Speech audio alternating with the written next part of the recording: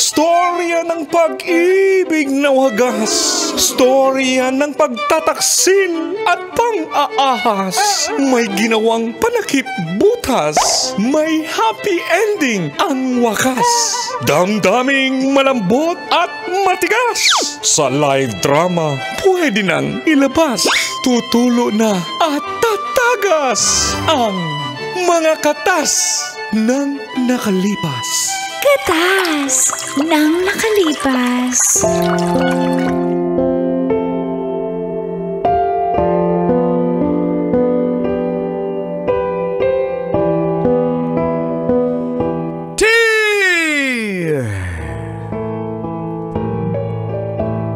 Angkol Tago And Tita Tanya Chinita.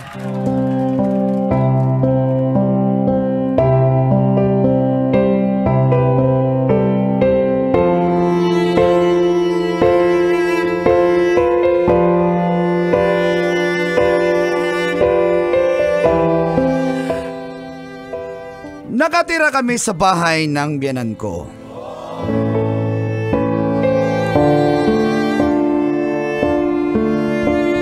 Pero hindi po kami okay ng biyanan ko.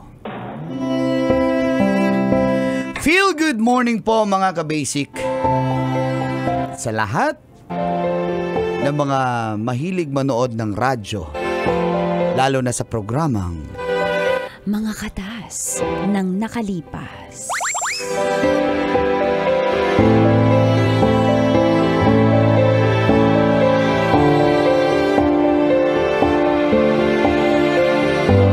Itago niyo na lang po ako sa pangalang Justiniano Jr. Pero Justin for short na lang. Mula po ako sa Tondo, Maynila. Pero nakatira kami ng asawa ko at mga anak ko sa biyanan ko po. Dito po sa Pasig. 2 palapag po ang bahay nila. Kami naman po nakatira sa baba at sa taas naman po ang aking biyanang babae.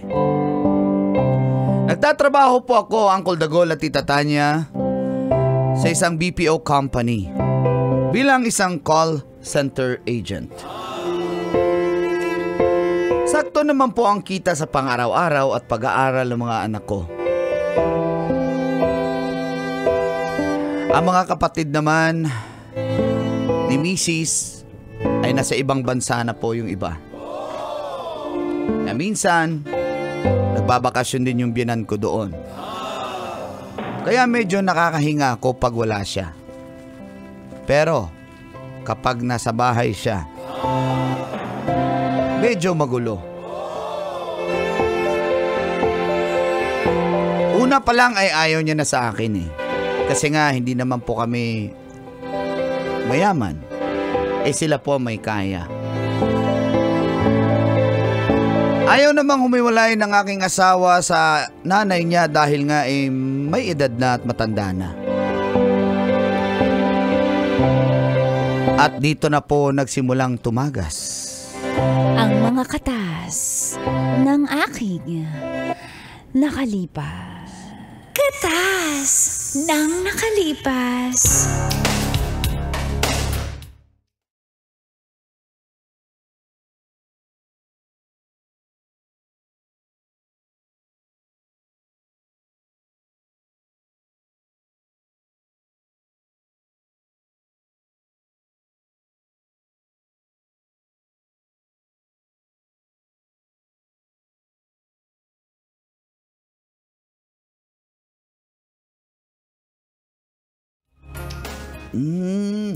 Ang bango naman yan niluluto mo. Ano ba yan? Siyempre naman, mahal ko. Ano ba yan? Ang bango naman yan. Bango, diba? Isa pa mo yan. Diba? Naamoy mo yung laurel? Oo. Hulaan mo kung ano niluluto ko. May laurel eh. Laurel? Hindi. Adobo? Tama! Binabad ko muna ito maigi. Pinapakulo ko maigi para manoto. Parang iba naman yung inaamoy mo. Yung leeg mo, ang bango mo. Parang adobong leeg ko yan. Ano ko gusto ko. Marunong. Uy, bago yung pabango ko. Sweet naman talaga ng asawa ko. Ay, hindi pa naman luto. Mamaya na natin tawagin. Uy, baka lumabas yung mga bata. Ayun na, nandun yata sila sa lola niya sa taas. Pero baka makita tayo. Alam mo naman yun mga... Ano na ba? Nang kulit naman ito. Oo na ako. Ano ba yan? Mahal. Ano yun? Ito naman, panira naman ng moment eh. Oh, bill natin. Kuryente, tubig, tsaka internet. Ba't parang tumaas to ngayong buwan na to? Hindi naman masyadong mataas, pero tumaas nga. Pero kaya mo yan, mahal naman. Ikaw pa ba? Ikaw ang Superman ng buhay ko. Kaya mo yan. Alam ko kung magkano ako nagbabayad eh. Oo. Yung kuryente natin tumaas ng 500. Yung tubig tumaas ng 200. Anong meron? Mahal Ano kasi meron? si mama. Alam mo naman, yung biyanan mo, masyado malinis sa katawan. Eh, dito muna yung pag nakikiligo, dun muna sa kontador natin kumakabit. Dito nakikiligo. Tapos, yung kuryente, medyo dito siya kasi nakikinood ng Netflix. Medyo na-addict talaga kasi sa sa K-drama. Pasensya ka na, mahal.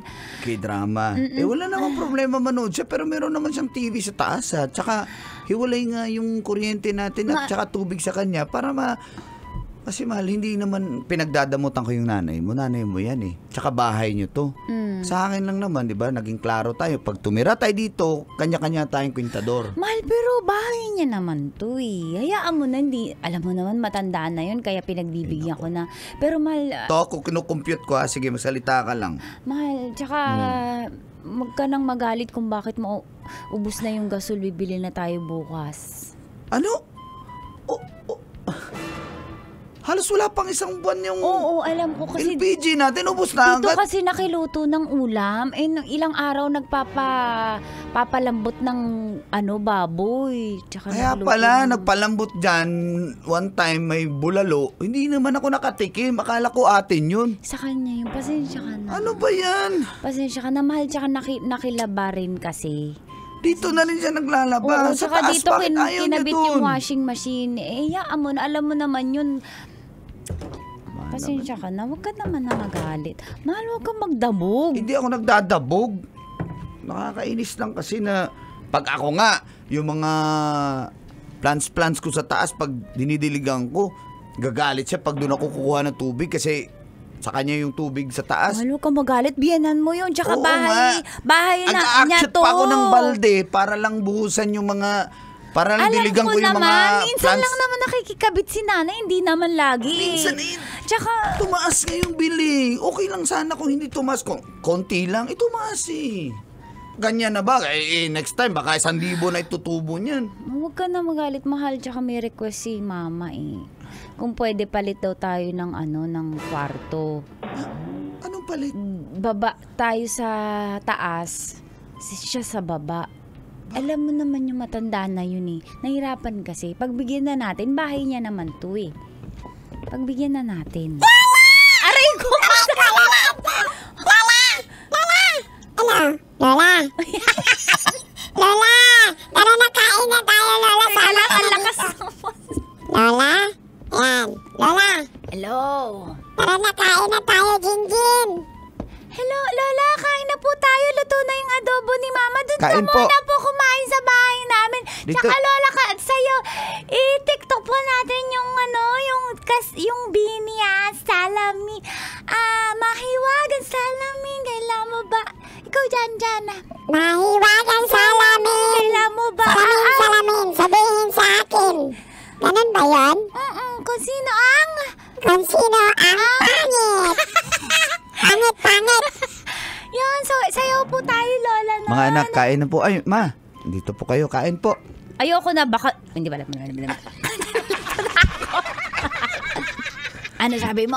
Makain po. Ayoko, baka nilagyan mo ng lason yan. Lola, walang lason yan. Masarap yan. Si mama nagluto niyan. Alam kong mama nyo ang nagluto niyan, pero hindi nyo ba narinig? Rinig na rinig ko. Ang ama nyo napakasama ng ugali. Parang hindi ko to pa mamahaya. Kapal ng mukha mo, rinig na rinig ko. Ma, Justiniano, paalala ko sa'yo, nakatungtong ka sa pamamahay ko. Bakit mo ako sinisingil sa mga kuryente? Ma, hindi po ako naniningil sa inyo, ma. Siya, nagtatanong lang naman ako, ba't tumaas yung bill? Wow, ngayon ang bait-bait ng tono ng boses mo ah. Kanina, ang sungit mo ah, pinababayaran mo sa akin lahat. Ay, wala po. Wala kang utang na loob. At saka ayaw mo pa akong pababain. Alam mo Ay, namang hindi matanda ako eh. Palit na tayo ng kwarto. Opo, wala namang problema. Mahal, usapin mo naman yung mama mo. Wala naman akong sinabing ganun eh. Ma, wala naman pong hindi naman po, huwag niyo pong masamain yung sinabi ni Justiniano. Justin lang, grabe. Grabe naman sa Justiniano. Justin na lang. Wala naman po masama. Anong walang masama sinabi? Rinig na rinig ko. Napabigat ako sa inyo. Wala po akong sinabing ganun, di ba? Mga anak. Nakikitira ka na lang. Wala kang utang na loob. Kulang pa nga yan eh. Dapat nga singiling kita sa pagtira ko dito. Pagtira mo dito. Dapat bumukod kayo kung gusto niya ng maliit na kuryente at tubig. Ma, Lola, sige lang, push, support ka namin. Tama naman ikaw. Opo, Papa Justiniano, wag mong ganyanin si Lola. Justiniano. Lola, tsaka, Lola, dito na lang tayo sa baba. Palit po tayo ng kwarto. Total, wala naman lagi si Papa sa bahay. Iaakyat ko po yung mga gamit namin, ma. Tapos yung mga gamit niyo po, ibababa ko. Ngayon, kala mo kung sino kang maamo. Kanina napakasungit mo. 500 na itinaas. Talaga naman sinisingil mo sa akin. Wala. Ang kapal ng mukha mo. Alam mo, hindi ka talaga bagay sa anak ko eh. Simula pa nung una, ramdam na ramdam ko ng ganyan ka. Konting makaangat ka sa buhay eh. Nang mamata ka na. Hindi ka bagay yumaman.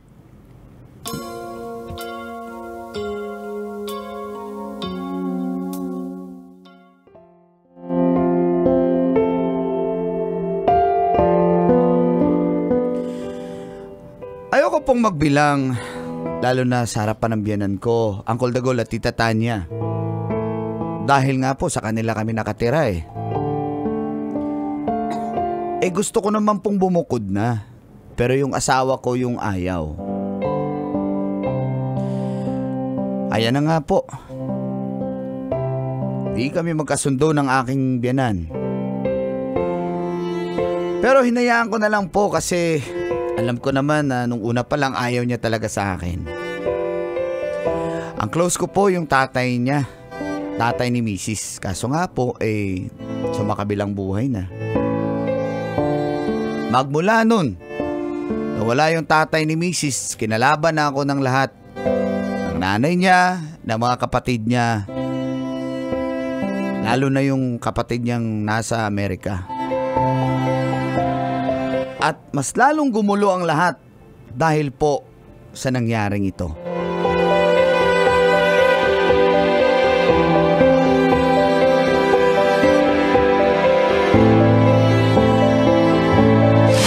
Ma!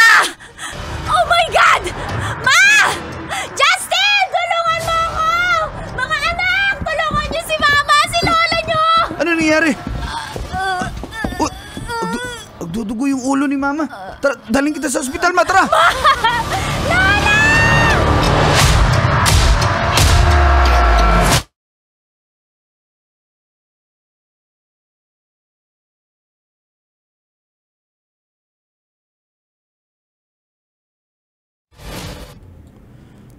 Dok, kumusta po yung biyanan ko? Mama. Ako ang doktor. Hintay ko sino yung doktor. Ako? Di ba ako mukhang doktor? Dok, ano pong lagay ng mama ko? O nga po, Dok. So far, so good. Yung nanay mo naman, kaninong nanay ba to? Sa'yo, anak? Sa akin Sa'yo, po. anak. Hindi pala kita, anak. Dok po, Dok. Alam mo, okay na siya. Kunting... buti nga lang, hindi narikta yung Ang ulo tagal niya. niyo po sabihin kung ano po lagay ng mama mama ko. Sabihin niyo po. Di ba nadulas siya? Magigising pa po ba o hindi na? Magigising. Sandali ha. Magisingin ko. Charan! Aray! Napakawalang yamon, doktor ka. Oh, at least gising ka. Doktor ka pa naman, nanggugulat ka. Hindi ako patay. Hindi rin ako manhead. Ha? Gising. Alam kong doktor ka, napakababaero mo. Yung mga nurse. Yung mga nurse dito, alam kong yan ay mga... Sandali, nurse. Hello? Ayan yung nurse ko. Ako po yung nurse at hindi po babaero si Doc. Although chinat niya po ako nung bago niya po ako. Shoy! Huwag ka maingay. Nung bago po ako dito pero sabi ko po sa kanya, hindi po ako pumapatol sa may asawa. So, pero BP ko muna po yung ating ibp mo, pasyente. Doc, sige, kausapin mo muna yung Doc, anak. Eto, tahimik po tayo para sa... Paano ko kausapin ko? Paano ko kausapin ko? Gusto mo Okay tayo. Shh! Doc, sige, ikukwento ko pa sa kanila yung mga ginagawa mo dito pag di ka Sige, tumahimik. tahimik mo na, mag-BP lang. Okay.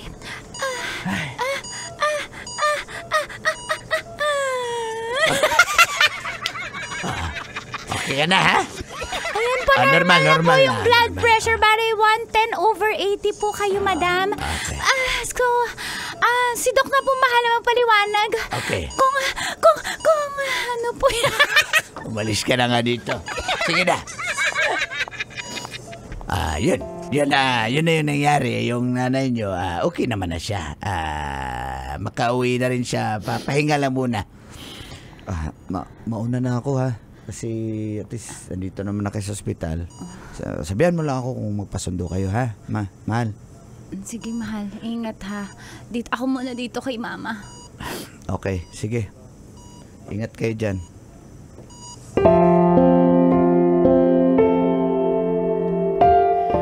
Kahit ganun po ang biyanan ko, Uncle Dagol at Tita Tanya, ay hinahangad ko naman po ang kabutihan para sa kanya.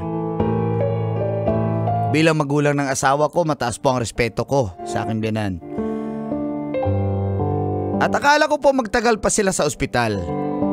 Umuwi ako sa bahay dahil antok na po ako, wala pa akong tulog, puyat pa galing sa trabaho ko bilang call center agent. Pagkagising ko po,